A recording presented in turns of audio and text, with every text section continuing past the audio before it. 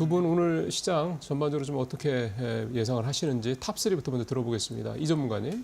네, 오늘 첫 번째 가져온 소식은 이수페타시스 관련된 소식입니다. 제가 이 자리를 빌어서 이수페타시스 유상증자에 대해서 상당히 많은 차례로 좀 꼬집었던 것 같은데요. 그런 이수페타시스가 2차 전지 CNT 도전제 기업인 제이오의 인수를 전격적으로 철회를 했습니다. 이에 따라서 유상증자 금액도 크게 줄어드는데요. 기존 5,500억 규모의 유상증자를 진행해 3,000억 원을 제이오 인수에 2,500억 원을 시설 자금으로 사용하려 했으나 제이오 인수 예정 금액인 3천억 원을 뺀 2,500억 원은 그대로 유상증자를 진행하게 됩니다. 이는 모두 시설 투자에 사용될 계획이며 신주 배정일 기준은 2월 25일, 신주 상장 예정일은 5월 1일입니다. 이처럼 개인 투자자들의 목소리가 점점 커지면서 시장에 반영된다는 점은 상당히 고무적으로 보여집니다. 두 번째, 현대차 실적 얘기입니다. 현대차의 지난해 성적표를 보면 고개를 갸웃거리게 하는데요. 차 판매량은 줄었는데 매출액은 반대로 늘어난 부분입니다. 이유는 간단합니다. 대표적인 제네시스 라인과 SUV, 즉 비싼 차를 많이 판 것입니다. 완성차 업계에서는 고급 라인의 마진이 일반 세단보다 30에서 40% 큰 것으로 추정되는데 10대 중 6대를 SUV와 제네시스로 팔았다고 합니다. 또한 현대차는 주주 환원에도 힘쓰고 있는데요. 기말 배당금을 보통주 한 주당 6,000원에 결정을 했으며 작년 3분기에 중간 배당금을 포함한다면 연간 배당금은 주당 12,000원인 셈입니다. 이 계획대로라면 전년보다 5.3% 많은 역대 최대 수준의 배당금으로 볼 수 있습니다. 마지막으로 효성 TNC 소식입니다. 효성 TNC의 효성화학 특수가스 사업 인수 안건이 임시주주총회를 통과했습니다. 이번 인수로 효성 TNC는 기존에 해온 3불화질소 사업과의 시너지 효과를 내고 신성장 동력을 확보해 기업 가치와 주주 가치를 높일 것으로 기대되는데요. 또 성장 잠재력이 큰 반도체 사업의 필수 소재인 특수가스 사업 인수로 인해서 포트폴리오를 다변화해 미래 성장 동력을 확보할 수 있게 됐습니다. 기존 사업이었던 스판덱스 섬유 산업의 안정적인 현금 창출 능력을 기반으로 고부가 가치 특수가스 사업을 추가해 안정성, 수익성, 성장성을 높일 것으로 기대하고 있습니다.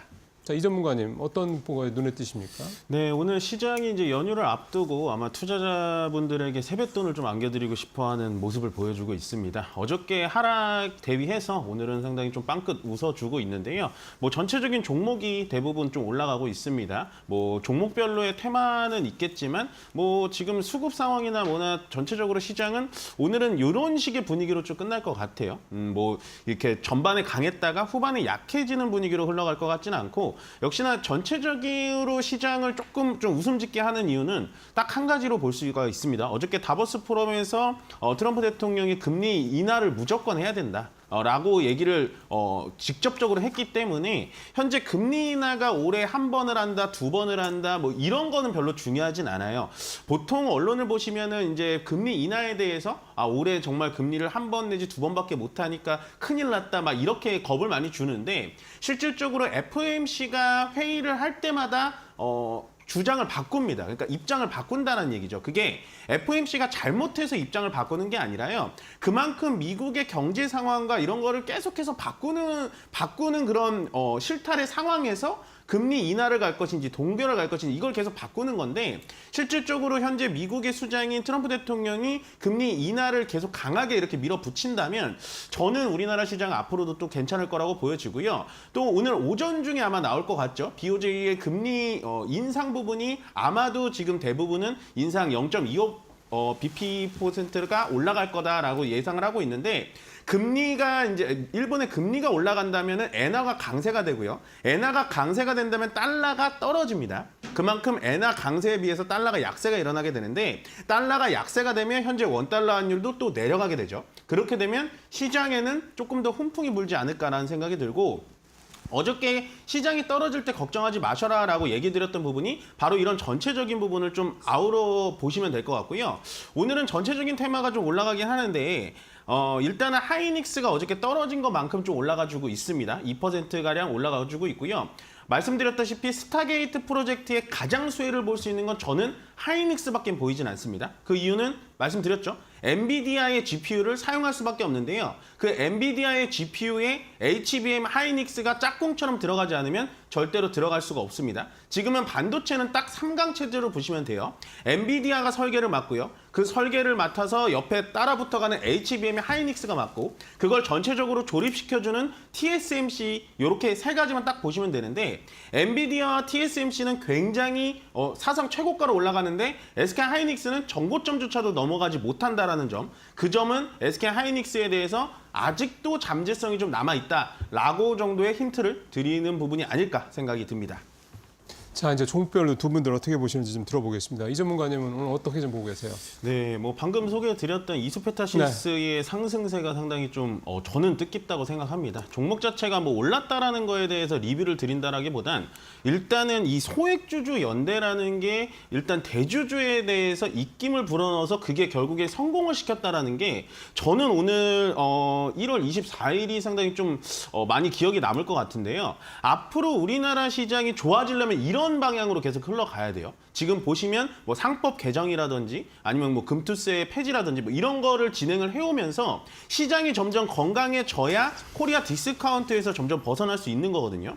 이번에 소액주주 연대가 힘을 좀 낼 수 있었던 건 아마도 제가 봤을 땐 IT의 개발이 좀 컸던 것 같습니다. 이게 무슨 엉뚱한 소리냐면 이 지금 액트라는 어플리케이션을 개발한 회사가 있어요. 그 액트라는 데다 가입을 해가지고 소액주주들끼리 똘똘 뭉치는 겁니다. 그래서 뭐 제휴 인수를 이거에 대해서 반대 의견표를 얻어서 뭐 제출을 한다든지 막 이런 상황을 보여줌으로써 결국에는 예전에 이제 대주주들이 쪼개기 상장이라든지 아니면 주주돈을 그냥 유상증자 해가지고 그 돈 가지고 다른 회사 상관도 없는 회사 막 인수한다든지 이런 행동을 굉장히 많이 했기 때문에 앞으로 이렇게 소액주주 연대가 목소리가 커지고 더군다나 또 앞으로 우리가 상법 개정까지 또 이어진다면 현재 우리나라 코스피 시장 좀 뭐 2,500포인트에서 왔다 갔다 하고 있긴 합니다만 정말로 장기적으로 본다면요. 단기적은 아니지만 장기적으로 본다면 3,000포인트 이상까지도 갈 수 있는 정말 뜻깊은 한 걸음이라고 생각이 들고요. 그 다음에 시가총액 상위 종목 중에 오늘 좀 올라간 종목을 제가 보여드리고 싶은 게 뭐냐면 현대모비스입니다. 네. 현대차와 기아차보다 현대모비스가 현재 탄력이 굉장히 좋거든요. 현대모비스와 글로비스를 같이 보시면 되는데 현재 완성차들은 약간 트럼프 리스크가 있어요. 거기다가 지금 뭐 캐나다와 멕시코에 25% 관세를 부과하겠다 뭐 이런 얘기가 나오면서 기아 자동차가 멕시코에 공장이 굉장히 많거든요. 그렇기 때문에 그 관세를 제대로 직격을 맞을 수가 있고 그럼 현대모비스는 결국엔 현대차와 기아차의 차량 부품을 납품하는 데이기 때문에 똑같은 피해를 받지 않을까라고 생각하시는 분들이 있을 텐데 그것도 맞지만 현대차가 지금 뭘 하고 있죠? GM과 합작법인을 세워가지고 GM의 뭐 트럭 뭐 이렇게 픽업 트럭이라고 하죠. 미국인들이 좋아하는 픽업 트럭. 뭐 이쪽 기술을 우리가 좀 받아와가지고 반도체의 TSMC 역할을 우리가 하겠다. 막 이런 얘기가 나온다라는 건 결국에는 GM이 어떤 회사죠? 미국에 있는 회사입니다. 그렇기 때문에 현대모비스가 부품을 좀 만들어내서 GM 거를 또 납품하기 시작한다면 앞으로도 퍼포먼스가 훨씬 더 나올 것 같고요.